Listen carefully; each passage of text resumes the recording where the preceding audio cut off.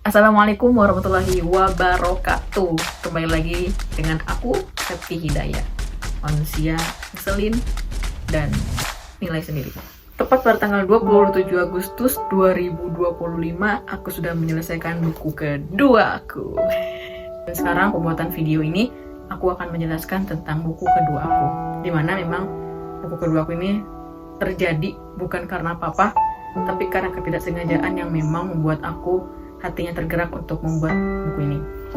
Pertama, aku membuat buku kedua ini dengan judul Pertemuan di Bawah Langit Darussalam. Di sini ada foto dua orang, gambar dua orang ya. Ini sahabat aku, Yulianingsih, dan ini aku, Septi Hidayah. Kenapa aku membuat judul Pertemuan di Bawah Langit Darussalam? Karena memang pertemuan aku dengan sahabat aku ini itu di Langit Darussalam, dimana kita satu sekolah SMA-nya. Nama sekolahnya tuh di MA, Madrasah Aliyah Darussalam Pipitan. Dan kenapa aku menyebutkan pertemuan di bawah Darussalam? Karena memang nama MA-nya, nama sekolahnya ada Darussalamnya gitu. Dan pembuatan buku keduaku ini sedikit berbeda dengan buku pertamaku. Karena buku pertama aku ini hanya 100 halaman. Karena baru pertama kali juga kan aku membuat buku ini, aku baru belajar dan masih banyak juga paragraf-paragraf yang belum bisa aku rapihkan. Karena benar-benar baru pertama kalinya aku membuat buku. Tapi buku kedua ini ada 150 halaman karena memang banyak sekali hal-hal yang ingin aku curahkan pada buku ini, dan aku akan menceritakan awal mula kenapa aku bisa membuat buku kedua ini. Jadi awal ceritanya, aku sudah menyelesaikan buku pertamaku. Nah, di buku pertamaku ini ada kalimat ucapan terima kasih untuk sahabat aku. Di sini ada nama Yulianingsih. Aku menyebutnya pertama karena memang dia yang pertama kali juga yang mau merangkul atas permasalahan-permasalahan yang terjadi pada diri aku, dan dia begitu banyak sekali peran-peran yang memang membuat aku bangkit lagi dan membuat aku ingin berusaha untuk memperbaiki kesalahan-kesalahan aku yang kemarin. Karena setiap ucapannya, setiap apa yang dia katakan itu membuat aku tertampar berkali-kali. Makanya kenapa aku mengucapkan terima kasih di awal buku pertama buku, karena memang ini adalah bentuk rasa terima kasih aku yang tidak bisa aku jelaskan satu persatu, dan tidak bisa aku ungkapkan juga dengan akun itu. Jadi aku hanya bisa menuliskan di buku ini karena memang tulisan itu adalah karya yang tidak akan pernah hilang. Dan ketika aku sudah menyelesaikan buku pertama aku ini, aku ajak Yuli ini untuk ketemu di mana aku pengen mengasih buku ini. Singkat cerita, kita ketemu. Saat kita ketemu, kita ngobrol karena memang kita tuh udah 3 bulan atau 2 bulan gak ketemu. Pas ketemu tuh kayak happy, kayak senang gitu ya, karena emang udah lama gak ketemu. Sekalinya ketemu kayak gitu. Saat kita ketemu, pas ketemu kita ngobrol ringan, kita bercanda-bercandaan. Terus pas aku kasih buku yang ini, buku pertama ini, itu dia senang. Ini videonya.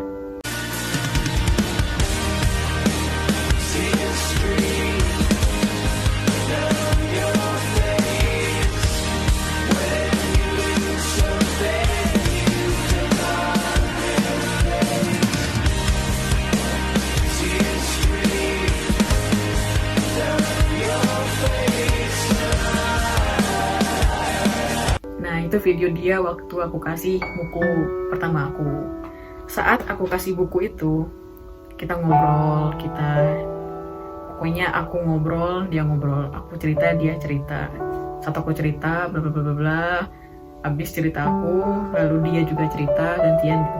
Dan yang paling aneh dan yang paling aku kagetkan adalah dia itu adalah sosok yang tidak pernah mau cerita. Tidak pernah mau cerita apapun itu, kecuali cerita tentang kesehariannya atau tentang cowoknya gitu ya. Tapi kalau tentang dirinya sendiri atau tentang kehidupannya gitu, itu jarang banget dia cerita. Dia juga bilang bahwa dia tidak pernah cerita, karena emang prinsip dia tuh kayak selama bisa ngejalanin sendiri, dia akan jalani gitu. Dan aku juga agak sedikit kaget karena emang aku juga udah temenan sama dia tuh 7 tahun. Dia baru pertama kalinya itu juga menceritakan tentang kehidupannya dan tentang dirinya. Saat kita cerita gitu ya, aku cerita, dia cerita tuh, saat dia cerita nih, aku tuh kayak ngatiin aja. Aku tuh tipe orang yang kalau misalnya teman aku cerita, aku akan liatin mukanya gitu, kan karena apa, tapi karena bentuk penghargaan juga dan bentuk aku agar bisa menyimak apa yang dia katakan. Aku jarang ada temen yang bisa diajak serius kayak gini tuh, kayak susah gitu loh untuk ngobrol secara mendalam kayak gini. selalu bercanda aja, selalu mau seneng-seneng aja. Udahlah, terima kasih Allah, ini adalah bentuk rezeki sebenarnya Septi dapat teman yang kayak gini gitu. Nah itu perlu disyukuri. Dan aku waktu dia cerita aku liatin, aku sedikit kaget gitu karena ini anak perasaan gak pernah dia cerita kayak gini gitu. Dan saat dia cerita itu banyak banget plot twist yang memang samanya tuh hampir 80%. Setiap permasalahan aku, masalah dia gitu, itu kayak hampir 80% ikutan sama.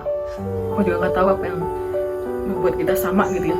Dan aku juga agak sedikit kaget, tapi kagetnya tuh dibarengi seneng karena memang aku bisa meluluhkan orang sekeras dia gitu, meluluhkan ibarat batu yang gak mau cerita, yang punya prinsip bahwa setiap masalah emang pasti selesai, dan dia tuh punya prinsip selagi aku masih bisa sendiri, aku bakal hadapin itu sendiri gitu. Tapi baru pertama kalinya dia cerita panjang banget, sampai kita tuh main dari jam 2 siang sampai pulang tuh habis isya kita baru pulang, karena memang banyak sekali obrolan-obrolan yang kita ceritain. Saat dia cerita panjang banget, dia cerita, aku diem, aku liatin dia cerita panjang, dan di satu titik aku bilang kayaknya kisah kita harus dijadiin buku deh. Dan dia langsung excited, dia langsung kayak iya coba deh kamu buatin bukunya gitu, kayaknya pasti bagus hasilnya nanti gitu. Dan aku pikir kayak iya, kayaknya bakal aku jadiin buku deh, next time aku bakal buatin buku. Tapi insya Allah ya, nggak aku janjiin awalnya karena memang aku masih mikir 2 kali lagi kayak seperti apa yang nanti bakal aku taruh di buku ini, kata-kata apa yang bakal aku curahkan ke buku ini gitu, dan cerita apa juga yang bakal aku ceritain di dalam buku ini. Dan aku juga masih bingung dengan konsepnya, itu aku bingung di bulan Juni setelah buku pertama aku jadi, setelah pertemuan itu.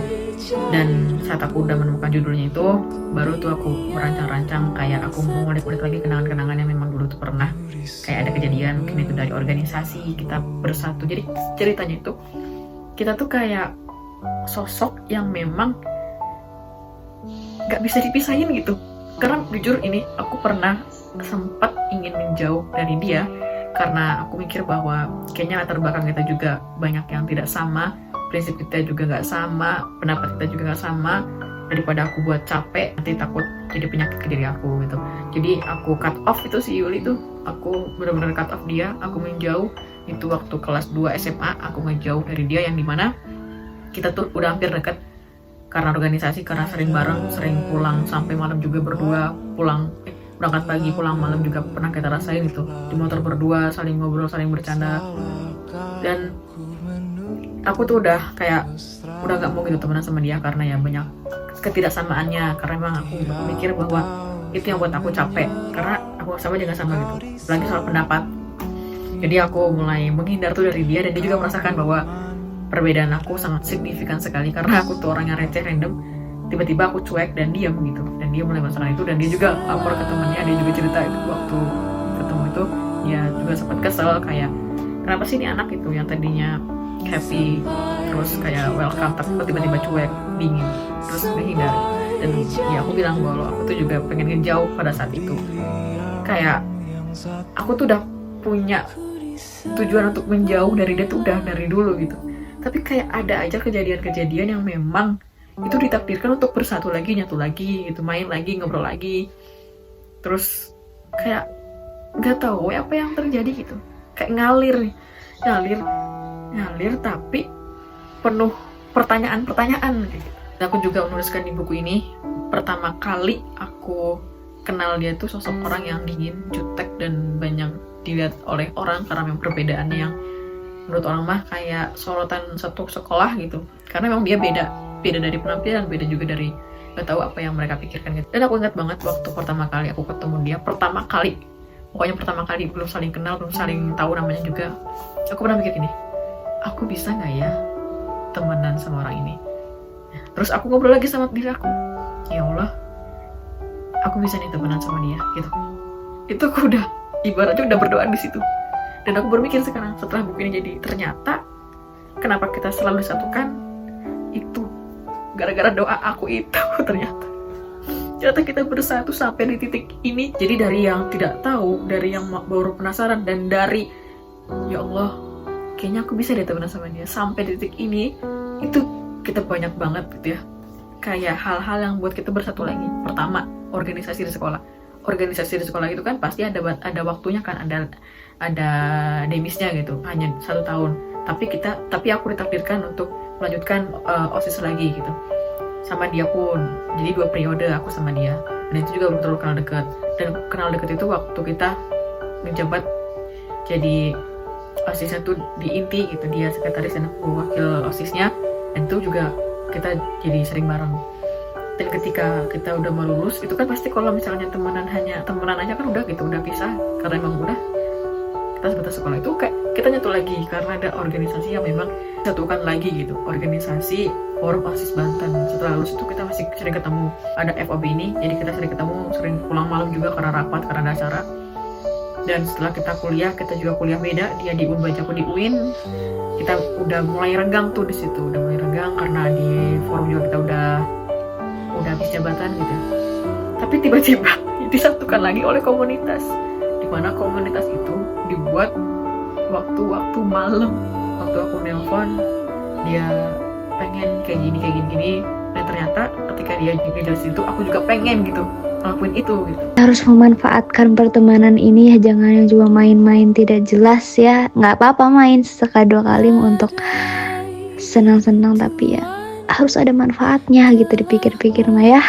Dan kita membuatlah komunitas social story SC. Dan itulah kayak rencana-rencana Tuhan yang kenapa kita selalu nyatu gitu. Tapi nggak tahu kenapa ya, aku yakin sih kalau sama kamu tuh kayak bisa sama-sama terus gitu tuh, Septi.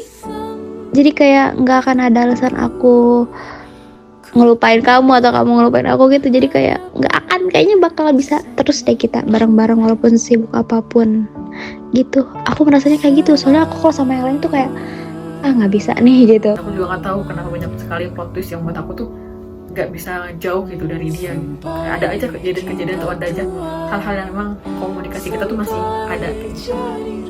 Dan sampai terbuatlah buku ini. Dan ketika buku ini aku buat, aku ngerasa pulang dimana aku ngerasa kayak aku udah punya sahabat aku, dan dia juga ngerasa bahwa temenan kita jangan sampai di sini ya, temenan kita jangan sampai hanya temenan aja gitu. Bahkan aku ingin temenan kita ini bisa sampai ke surganya nanti. Dan aku juga punya prinsip itu, kayak ya aku melibatkan dia kepada Tuhanku. Dan terus memang menulis buku ini membuatku lebih tenang, seperti berbicara dengan Tuhan lewat tiap kalimat yang jujur. Menulis ini adalah bentuk doaku yang paling sunyi, tapi juga yang paling panjang. Setiap halaman adalah zikir, setiap cerita adalah harapan agar aku dan kamu tidak pernah merasa sendirian dalam pencarian makna hidup.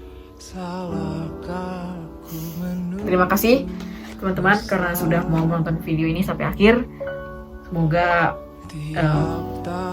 kalian juga yang menonton ini memiliki teman yang bisa membuat kalian pulang, bisa merangkul diri kalian, agar memang kalian juga punya teman yang bisa menjadi penolong kita nanti di akhirat. Dan semoga doaku ini juga selalu menyertai teman-teman yang sudah menonton video ini. Terima kasih. Wassalamualaikum warahmatullahi wabarakatuh.